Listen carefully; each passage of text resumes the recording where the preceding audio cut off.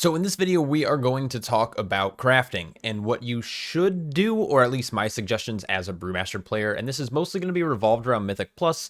If you're someone who raids or primarily raids and just does a couple of like random keys here and there, the suggestions in this video might not be necessarily the best for pure damage, but I think they're generally all around going to be good, safe choices for Brewmaster crafting. And I'll give some options just in case you already crafted or you don't know what to craft, or you can maybe kind of figure out what you need to do for whatever amount of content you're doing. Now, the main reason that kind of sparked this video partly was I did a video the other day doing like a Brewmaster update, and a lot of you guys asked me what to craft. I'm getting a lot of questions on stream as well as and in Discord about what to, I guess, craft. So I want to maybe do a video here talking about it, so it's just all in one place. So yesterday, or 2 days ago now, Blizzard has basically hotfixed in a second spark half. Now, this is unfortunate for some players who sent crafts early, because what this basically means is that you might have missed out on being able to craft like a two-handed polearm, for example. But for Monk, this didn't matter as much, but it might have, it's all around bad for most players if you already sent a craft. But because of this spark, you now have 2 crafts currently available. And so let's talk about some good options for the Brewmaster Monk. Now, most people and most guides were suggesting that you craft a one-handed weapon with a specific embellishment on it, which is totally fine. Now, I don't suggest this, and I'm going to explain why in a second, but basically you would want to probably craft a one-handed sword. You would do the long sword here because it has agility and strength. Don't do the hex sword because it has intellect on it. So it's the Everforged longsword, and the embellishment that you probably would want to put on this, I mean, there's 2 decent ones. This elemental focusing lens isn't bad, but the problem is that it's not really scaling all that well with item level, so this has lost value since last patch. Another really good one is Ascension. This gives you a rotating random secondary stat. Now, unfortunately, if it procs haste, you're down bad, but if it procs like crit or verse, you're up good. Another small option you could go is Blessed Weapon Grip. Now, the problem with this is generally your highest stat is going to be Critical Strike in the raid setting, and honestly, you're going to hit DR, so there is like a small loss when you're playing Blessed Weapon Grip. But if you were going to make a weapon, any 3 of those are probably a safe choice. Now, personally, what I did is I actually crafted the Adrenaline Surge Clasp, and there's a couple reasons for this. First, it has very ideal stats on it. It has high crit, it has a little bit lower versatility, but it gives you a sizable amount of main stat, and the embellishment effect does scale with item level. So now when you take damage, it's going to grant you 3,000 agility, and it's going to make you lose a little bit of mastery for 12 seconds, and this has give or take a 30% uptime. This can trigger both from direct damage, and it can also trigger from stagger. So this is you're going to maximize the uptime when you're playing the Brewmaster Monk. For the record, 3,000 agility is nothing really to scoff at. It's currently sitting at 60k. This is a 5% agility buff, roughly 30% of the time. Now, you can really double down on this, and if you craft an armor piece, so for example, I have boots made currently, this is going to double the effect of this embellishment. So instead of getting 3,000 agility, 3,150, I'm now getting upwards of 6,300 agility, which is a 10% agility boost, up, about 30% of the time. So fairly strong. This is going to generally yield you more defensive value as well as like baseline AoE damage compared to something like Ascension or Blessed Weapon Grip, which is just secondary stats, which I don't know, doesn't hold that much weight. You can also, if you are playing the elemental focusing lens, you're just going to get more, proc damage from it, but it's about a 1% damage gain.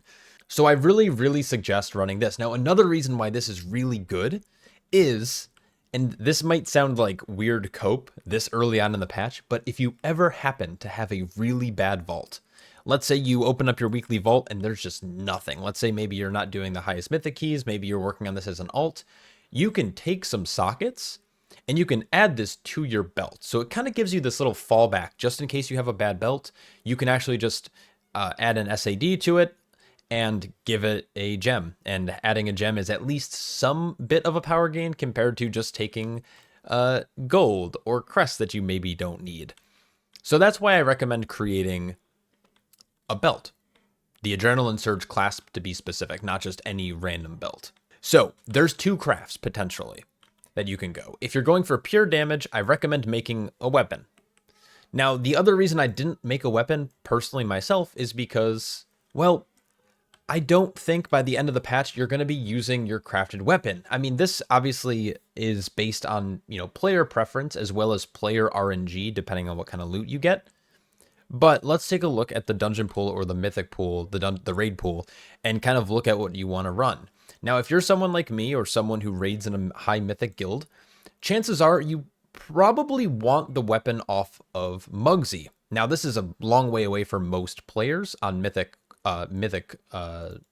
mythic track, but this does a lot of damage. And while it does not come with secondary stats, you're generally already hitting your diminishing returns for both crit, and you're approaching it with versatility.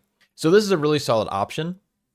This is doing give or take between 2 and 3.5% of my overall damage in Mythic Plus.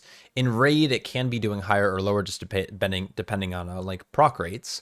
What's also interesting about this patch is that we are pretty much confirmed that we're going to get something called like a dinar token, maybe even more of them. And if you get that token, you can buy these knuckles on the mythic track that you can upgrade all the way to 678. So most players are going to be able to opt into this if they'd like to. Now, of course, there's other attractive trinkets in the pool. For example, Chromebustable Bomb Suit is a really good one from the raid. There's some other decent ones like House of Cards you can maybe make the argument for. There's nothing else real. Like, I guess there's actually a Windwalker trinket. This Gear Grinder Spare Keys can do a lot of damage in Mythic Plus and single target. Eye of Kazan isn't terrible, but I don't recommend getting it. But if you are going to use a dinar, or if you have access to 2 dinars, if we speculate, you can buy capos, and then you can buy Chromebustable Bomb Suit, and then you're set.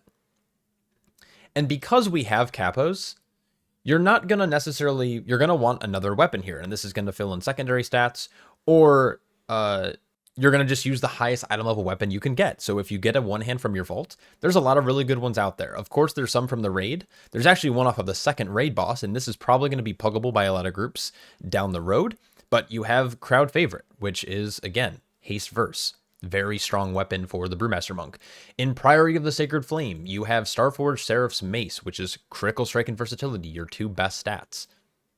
In the Rookery, you have the Hyperactive Stormclaw, which is something that I'm wearing already, but it has haste and versatility. And while haste isn't necessarily the best stat, it's also fine to have on a weapon because it doesn't come in like a large quantity.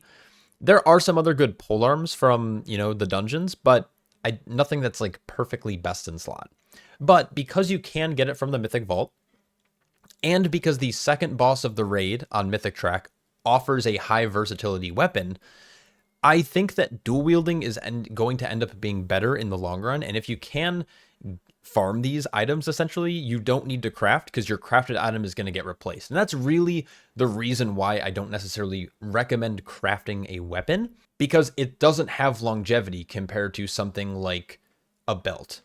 Now, the last thing I want to talk about, and this is kind of circling back to the Neriubian embellishment that I have on my boots, I don't recommend crafting boots.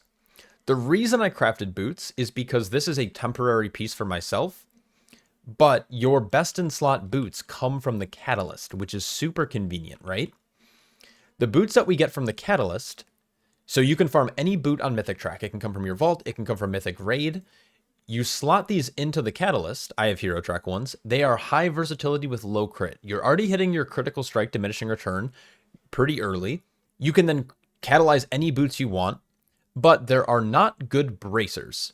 So what I recommend making, Adrenaline Surge Clasp is probably your best bet, and then the bracers would be best with this Neriubian embellishment to double the effect of the Adrenaline Surge. I think this is a very safe pick for most Brewmaster players.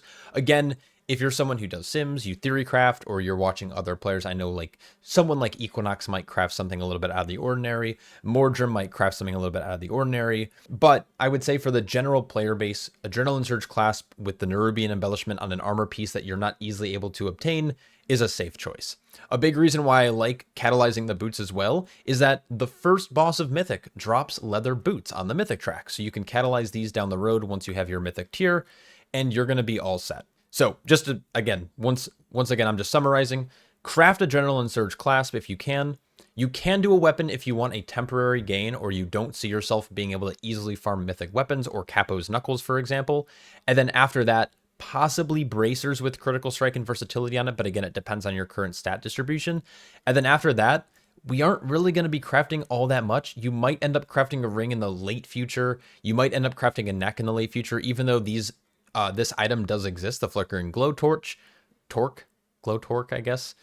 This item is very heavy crit, and if you're already over that diminishing return, you might want to pull that back and get a more even stat distribution on your necklace and your jewelry. So that is what you should be crafting, or what I recommend crafting over the course of the next week. Adrenaline Surge Clasp, weapon or bracers, depending on what you're able to farm, and then after that, it's probably going to just be jewelry. Anyways, I hope that answers your guys' questions. Yeah, I mean, that's really it. I'm going to be streaming a bit more. The healer that I push with is coming back at the end of the week. So starting next week, we are going to be pushing some higher IO keys, which I'm pretty excited for. Anyways, hope you guys enjoyed. Hope you guys learned something. Let me know if you have any questions down below, and I'll catch you all in the next one. Peace.